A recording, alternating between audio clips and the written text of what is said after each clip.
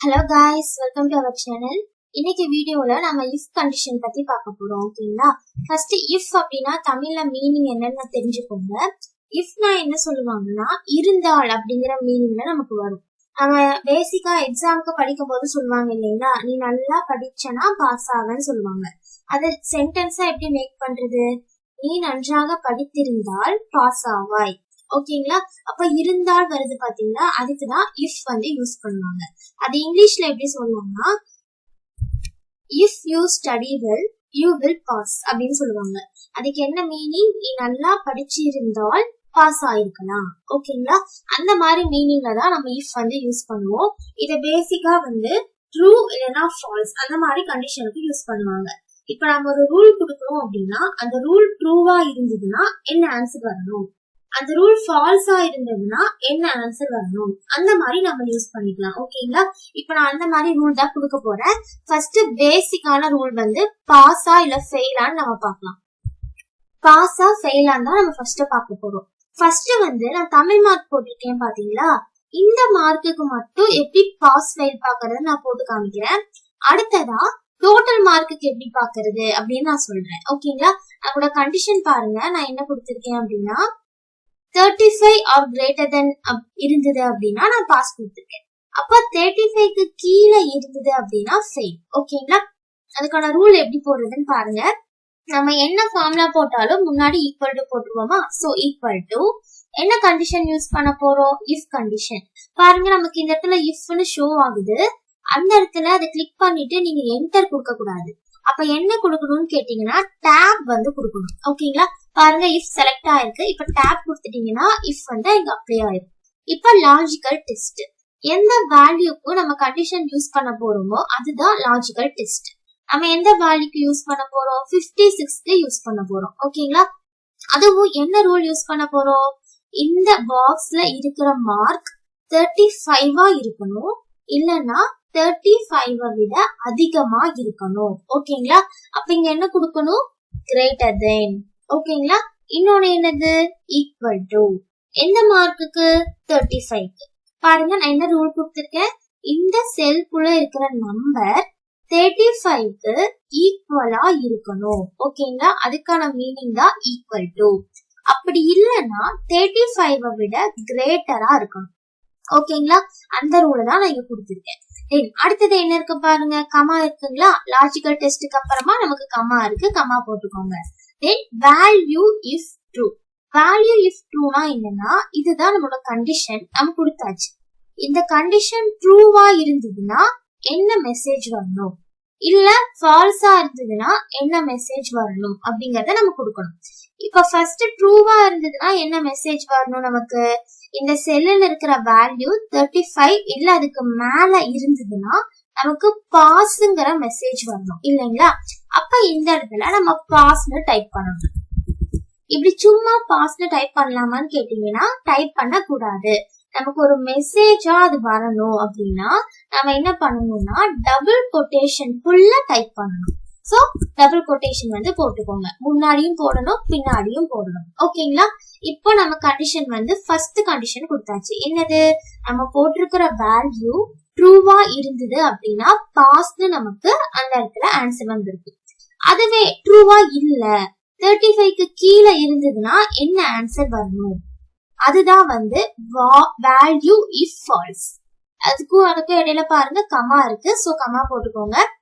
Value ஃபால்ஸா இருந்ததுன்னா நமக்கு என்ன ஆன்சர் வரணும்? ஃபெயில்னு ஆன்சர் வரணும். அப்ப ஃபெயிலுங்கிறது நமக்கு மெசேஜ்ல தான் வரணும்.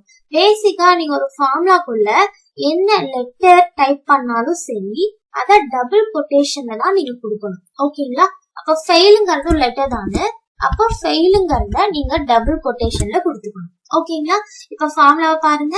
இஃப் கண்டிஷன் யூஸ் பண்ணிருக்கோம். அதுக்கான ரூல் வந்து 35 இல்ல 35 விட அதிகமா இருக்கணும். அப்படி இருந்ததுன்னா நமக்கு ட்ரூ வேல்யூல பாஸ்னு வரணும். அப்படி இல்லைன்னா நமக்கு ஃபெயில்னு வரணும். ஓகேங்களா? இப்போ பிராக்கெட் ஓபன் பண்ணிருக்கங்காட்டி நம்ம பிராக்கெட் க்ளோஸ் பண்ணணும். இப்ப என்டர் கொடுத்துடலாங்களா? இப்ப ஃபர்ஸ்ட் செல்லோட ஆன்சர் பாருங்க, இங்க 56ல இருக்கு. அப்ப இது 35க்கு மேலதான் இருக்கு. சோ நமக்கு என்ன ஆன்சர் வரும்? பாஸ்னு ஆன்சர் வரும். ஓகேங்களா? சரி, இப்ப நாம இதை ட்ராக் பண்ணிப்போமா? ட்ராக் பண்ணிட்டோம்னா கீழே எல்லாம் நமக்கு ஆன்சர் வந்துடும். பாருங்க எல்லா தமிழ் மார்க்குமே நமக்கு 35க்கு மேலதான் இருக்கு. சோ நமக்கு எல்லாத்துக்குமே பாஸ்ல வந்திருக்கு. இப்ப நான் என்ன பண்ண போறேன்னா பியோட மார்க்க 30 மாத்துறேன். அப்ப நமக்கு என்ன ஆன்சர் வரும்? ஃபெயில்னு ஆன்சர் வரும். பாருங்க. ஓகேங்களா? இந்த மாதிரி நம்ம ஏதாச்சும் ஆல்டர் பண்ணாலே நமக்கு ஆன்சர் வந்து ஆட்டோமேட்டிக்கா அப்டேட் ஆயிடும். இப்ப இங்க இருக்கிற 87 நான் வந்து 25னு மாத்துறேன். அப்ப நமக்கு என்ன ஆயிரும்? இங்க ஃபெயில்னு ஆன்சர் வரும். ஓகேங்களா? ஏன்னா நம்ம அப்படிதான் ரூல் கொடுத்திருக்கோம். 30 இல்ல 30க்கு 30 கிடையாது 35க்கு மேல இருந்தது அப்படின்னா நமக்கு பாஸ்னு ஆன்சர் வரும். அதுக்கு கீழே இருந்ததுன்னா ஃபெயில்னு ஆன்சர் வரும். ஓகேங்களா? சரி, இப்ப நம்ம டோட்டல் போடலாமா? என்ன total? Equal to sum formula. Bracket open பண்ணிட்டு எதுல இருந்து எது வரைக்கும் டோட்டல் ஆகணுமோ அதோட ரேஞ்ச நம்ம செலக்ட் பண்ணிப்போம். பிராக்கெட் க்ளோஸ் பண்ணிட்டு என்டர் கொடுத்துருவோம். இதேதான் நமக்கு இது எல்லாத்துக்குமே அப்ளை ஆகணும். சோ நம்ம வந்து ட்ராக் பண்ணிக்கலாம். இப்ப டோட்டலுக்கான ரிசல்ட் வந்து நம்ம கொடுக்கணும். பேசிக்காவே நமக்கு தெரியும், என்ன தெரியும், ஒவ்வொரு சப்ஜெக்ட்லயும் 35 மார்க்காவது எடுத்திருந்தாதான் அவங்க பாஸ் இல்லைங்களா? அதுக்கு மேல அவங்க எவ்வளவு வேணா எடுத்துக்கலாம். ஆனா அதுக்கு கீழே அவங்க எடுக்க கூடாது. அப்ப 5 சப்ஜெக்ட்லயும் 35 மார்க் அப்படின்னா எவ்வளவு மார்க்னு ஃபர்ஸ்ட் கால்குலேட் பண்ணுங்க. So equal to 35 multiple 5. ஓகேங்களா? ஆன்சர் என்ன வருது பாருங்க, 175 வந்திருக்கு. அப்ப நாம இங்க என்ன ரூல் போடணும்? இவங்க போட்டிருக்கிற மார்க்ஸ்ல 175க்கு மேல இருந்தாங்க அப்படின்னா அவங்க பாஸ். 175 மார்க்குக்கு கீழே இருந்தாங்கன்னா அவங்க ஃபெயில். ஓகேங்களா? சரி, நம்ம ட்ரை பண்ணுவோமா? இந்த இடத்துல பாருங்க, ஈக்குவல் டு இஃப் கண்டிஷன், தென் எந்த மார்க் செலக்ட் பண்ணணும்? டோட்டல் மார்க்குக்கு. ஏன்னா இப்ப இதை வச்சுதான் நம்ம வந்து ரூல் போட போறோம்.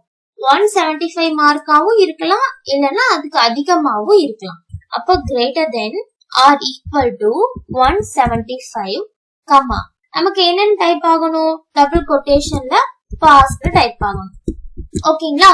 அப்படி அந்த ரூலுக்கு நமக்கு சப்போர்ட் ஆகல அப்படின்னா கமா போட்டுட்டு என்னன்னு டைப் ஆகணும்? ஃபெயில்னு நமக்கு டைப் ஆகணும். இப்ப பிராக்கெட் ஓபன் பண்ணிக்கங்காட்டி என்ன பண்ணிக்கோங்க? க்ளோஸ் பண்ணிக்கோங்க. இப்ப என்டர் கொடுத்துருங்க. பாருங்க, பாஸ். ஏன்னா இது எல்லா மார்க்குமே நமக்கு பாஸ் தான் வரும். பாருங்க, எல்லாமே பாஸ் தான் வந்திருக்கு. ஏன் அப்படின்னு கேட்டீங்கன்னா எல்லாத்துலயுமே பாருங்க ஹை மார்க்ஸ் தான் இருக்கு. ஓகேங்களா? ஆனா இந்த மாதிரி டோட்டலா நமக்கு ரிசல்ட் போறது சம்டைம்ஸ் வந்து தப்பான பாஸ் வேல்யூவை கூட காமிக்கும். அது எப்படின்னு கேட்டீங்கன்னா, இப்ப இதுல பாருங்களேன், இங்கிலீஷ் மார்க்ல 27 தான் இருக்கு. அப்ப அவங்க ஃபெயில் தானே. ஆனா நமக்கு இங்க பாருங்க ஓவரால் ரிசல்ட்ல பாஸ்ன்னு காமிக்குது. ஏன்னா நம்ம ஒவ்வொரு சப்ஜெக்டா செலக்ட் பண்ணி இஃப் கண்டிஷன் யூஸ் பண்றதுதான் பெர்ஃபெக்டா இருக்கும். இந்த மாதிரி டோட்டல் ரிசல்ட்டுக்கு நீங்க போடணும் அப்படின்னா அதுக்கு நாம நெஸ்டட் இஃப்னு ஒரு ஃபார்முலா இருக்கு, அதை யூஸ் பண்ணி தான் போட முடியும். ஓகேங்களா? அதை எப்படி போடணுங்கிறத நான் உங்களுக்கு நெக்ஸ்ட் வீடியோல சொல்றேன். இப்போ இந்த இஃப் கண்டிஷன்லயே இன்னும் வேற வேற மெத்தட்ஸ்ல எப்படி போடலாம் அப்படிங்கறத நம்ம பார்க்கலாம். ஆனா இது வந்து பேசிக்கான ஒரு ஃபார்முலா. எப்படி நாம ஒரு சிங்கிள் மார்க்கு வந்து பாஸ் இல்ல ஃபெயில் போடுறது அப்படிங்கறது இங்க இருக்கும். எகைன் நான் சொல்றேன், டோட்டல் ரிசல்ட்டுக்கு நீங்க பாஸ் போடுறது இஃப் ஃபார்முலால போடக்கூடாது.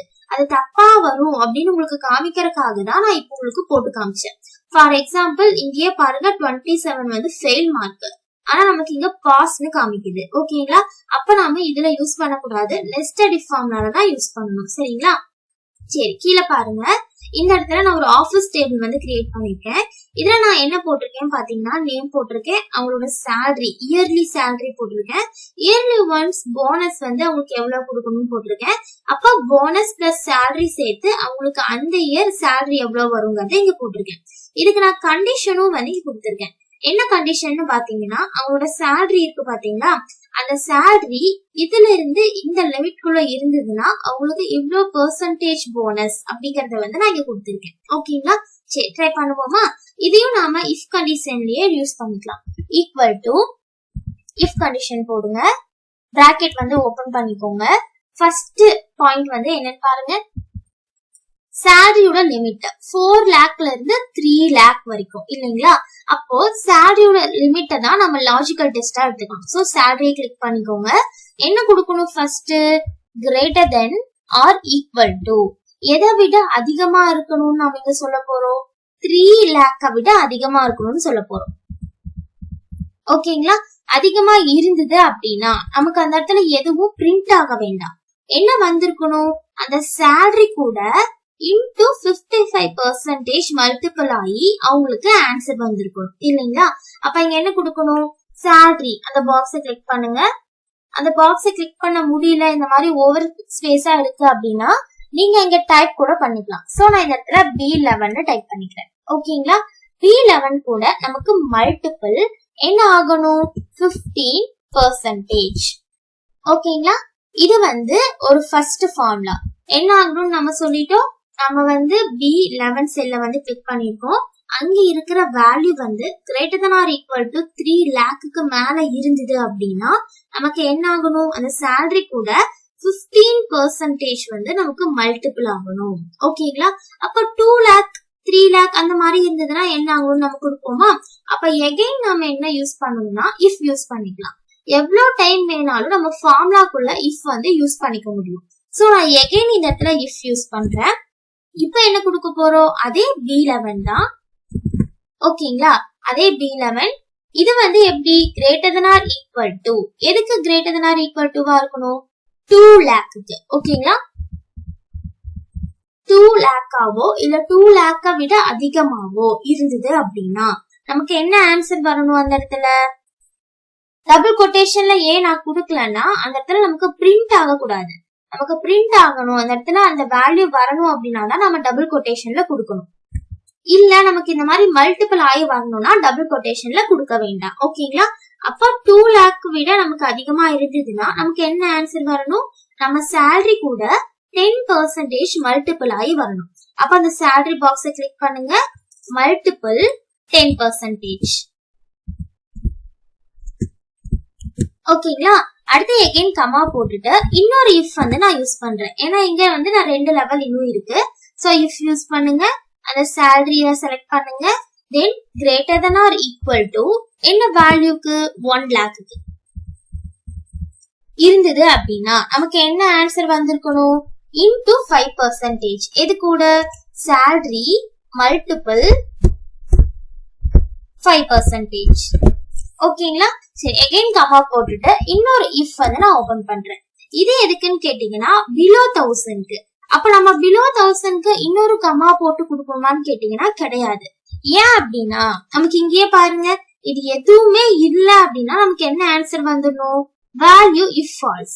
அப்போ எகைன் இன்னொரு if போடுறதுக்கு பதிலா லாஸ்ட்ல போட்ட ifக்கு அடுத்து ஒரு கமா போட்டுட்டு இது எதுவுமே ட்ரூ இல்லனா என்ன ஆன்சர் வரணும்னு கொடுத்துடலாம். இது எதுவுமே ட்ரூ இல்லனா நமக்கு என்ன ஆன்சர் வரணும், salary கூட மல்டிபிள் 2 ஆயிருக்கணும், 2% ஆயிருக்கணும். So multiple 2%. அவ்வளவுதான்.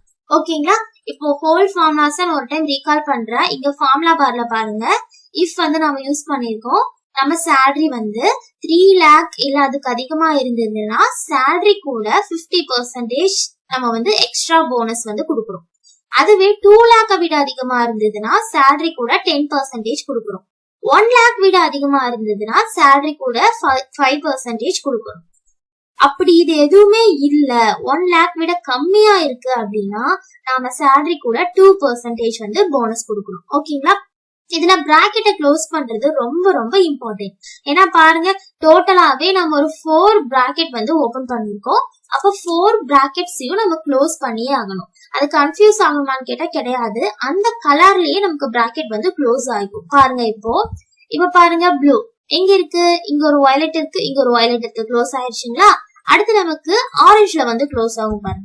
பாருங்க ஆரஞ்சுல க்ளோஸ் ஆயிடுச்சுங்களா? நெக்ஸ்ட் அதுக்கு முன்னாடி எந்த கலர், வயலட்ல க்ளோஸ் ஆயிடுச்சு. நெக்ஸ்ட் நமக்கு பிங்க்ல க்ளோஸ் ஆயிருக்கு. அதுக்கப்புறம் நமக்கு பிளாக்ல க்ளோஸ் ஆயிருக்கு. ஓகேங்களா? இதோட ஹோல் பிராக்கெட் வேல்யூஸையும் நம்ம க்ளோஸ் பண்ணியாச்சு. இதுதான் நம்மளோட ஃபார்முலா. ஃபுல்லா காமிக்குது பாருங்க. ஃபர்ஸ்ட் B11 நம்ம salary போட்டிருக்கிற செல், அதுல இருக்கிற வேல்யூ 3 lakh இல்ல 3 lakh விட அதிகமா இருந்தது அப்படின்னா அவங்க salaryல 15% நம்ம போனஸ் தரோம். இதுவே 2 lakh இல்ல அதை விட அதிகமா இருந்ததுன்னா 10% போனஸ் கொடுக்கிறோம். இதுவே 1 lakh விட அதிகமா இருந்ததுன்னா 5% போனஸ் கொடுக்கிறோம். இது எதுவுமே இல்ல, 1 lakh விட கம்மியா இருக்குன்னா நம்ம 2% போனஸ் கொடுக்கிறோம். ஓகேங்களா? இதுதான் இதோட பேசிக்கான ரூல். இந்த மாதிரி இயர்லி ஒன்ஸ் போனஸ் போடும்போதுதான் நம்ம இஃப் கண்டிஷன் வந்து யூஸ் பண்ணிக்கலாம். இப்ப நான் என்டர் கொடுத்த உடனே பாருங்க எவ்வளவு போனஸ் வேல்யூங்கிற ஆன்சர் வந்து நமக்கு இங்க வந்திருக்கும். ஓகேங்களா? இப்ப இதை அப்படியே ட்ராக் பண்ணிட்டீங்க அப்படின்னா நமக்கு ஹோலா வந்து ட்ராக் ஆயிக்கும். இதை ஒன்ஸ் நம்ம செக் பண்ணி பாக்கலாங்களா? பாருங்க இந்த இடத்துல நான் செக் பண்ண போறேன். எப்படி செக் பண்ண போறேன் அப்படின்னா, இப்ப ஃபார் எக்ஸாம்பிள் இந்த செல்லை நம்ம எடுத்துக்கலாம். இந்த வேல்யூ எதுக்குள்ள வரும்? நமக்கு 2 lakh to 3 lakh குள்ள வரும். அப்போ இந்த வேல்யூல 10% வந்து இதுவான்னு நம்ம செக் பண்ணணும். ஏன்னா அதுதான் நீங்க இருக்கு. பாருங்க 2 lakh to 3 lakh இருந்தது அப்படின்னா நமக்கு 10% வந்து போனஸ் வந்திருக்கணும். சோ இந்த இடத்துல நான் ஈக்குவல் டு போட்டுட்டு அந்த வேல்யூவை செலக்ட் பண்ணிட்டு மல்டிபிள் 10% கொடுத்தேன் அப்படின்னா போதும். என்ன ஆயிரும்? அந்த வேல்யூல 10%க்கான ஆன்சர் வந்து எனக்கு வந்துடும். பாருங்க எனக்கு கரெக்டா வந்துருக்கு. ஓகேங்களா? இப்ப நம்ம போனஸ் எவ்வளோ அப்படிங்கறத கரெக்டா இங்க கால்குலேட் பண்ணிருக்கோம். தென் டோட்டல் சேலரி வேணும்னா என்ன பண்ணணும்? ஈக்குவல் டு சம் வந்து கொடுப்பீங்க. பிராக்கெட் ஓபன் பண்ணிட்டு இந்த ரெண்டையும் நம்ம டோட்டல் பண்ணிப்போம். எதுக்காகனா அவங்க போனஸ் அண்ட் அவங்களோட அந்த இயர்க்கான சேலரி ரெண்டையும் டோட்டல் பண்ணோம் அப்படின்னா நமக்கு அந்த இயரோட டோட்டல் சேலரி வந்து நமக்கு கிடைச்சிடும். ஓகேங்களா? இந்த மாதிரியும் நம்மளால போனஸ் வந்து ஈஸியா கால்குலேட் பண்ணிக்க முடியும். ஃபார்முலா ஃபர்ஸ்ட் கொஞ்சம் அண்டர்ஸ்டாண்ட் பண்ணிக்கிறது கஷ்டமா தான் இருக்கும். நீங்க டெய்லியும் ஒர்க் அவுட் பண்ணிட்டே இருக்கணும். இப்ப இந்த வீடியோவை பார்த்துட்டு நீங்க அப்படியே போயிட்டீங்க அப்படின்னா உங்களுக்கு நிஜமாவே ஃபார்முலா ஒண்ணுமே புரியாது. நாளைக்கு போய் போட்டாலே உங்களுக்கு தப்பாதான் ஆன்சர் வரும். சோ டெய்லியும் ஒவ்வொரு சம்மாவது இந்த மாதிரி நீங்க ஒர்க் பண்ணிட்டே இருக்கும்போது உங்களுக்கே அதை அண்டர்ஸ்டாண்ட் ஆயிக்கும். ஓகேங்களா? இன்னைக்கு வந்து இஃப்ல 2 மெத்தட் பார்த்திருக்கோம். ஒண்ணு வந்து பாஸ் தனித்தனியா போடுறது எப்படின்னு பார்த்திருக்கோம். அதுக்கான ஃபார்முலா பாருங்க ஈஸியா தான் இருக்கும். அடுத்தது வந்து ஆஃபீஸ் டேபிள் எப்படி ஒருத்தங்களுக்கு போனஸ் கிரியேட் பண்ணணும் அப்படிங்கறத பார்த்திருக்கோம். நல்லா தெளிவா தான் சொல்லியிருக்கேன். ஏதாவது டவுட் இருந்தது அப்படின்னா கமெண்ட் பண்ணுங்க. இல்ல இன்னொரு டைம் இதே கிளியரா எக்ஸ்பிளைன் பண்ணணும் அப்படின்னு சொன்னாலும் கமெண்ட் பண்ணுங்க. நான் கம்பல்சரி இன்னொரு டைம் கிளியரா எக்ஸ்பிளைன் பண்றேன். ஓகேங்களா? சரி, இந்த வீடியோ உங்களுக்கு பிடிச்சிருந்தது அப்படின்னா லைக் பண்ணுங்க. இதே மாதிரி நிறைய வீடியோஸ் பார்க்க ப்ரோசி அகாடமி சேனலை மறக்காம சப்ஸ்கிரைப் பண்ணிக்கோங்க. தேங்க்யூ ஃபார் வாட்சிங்.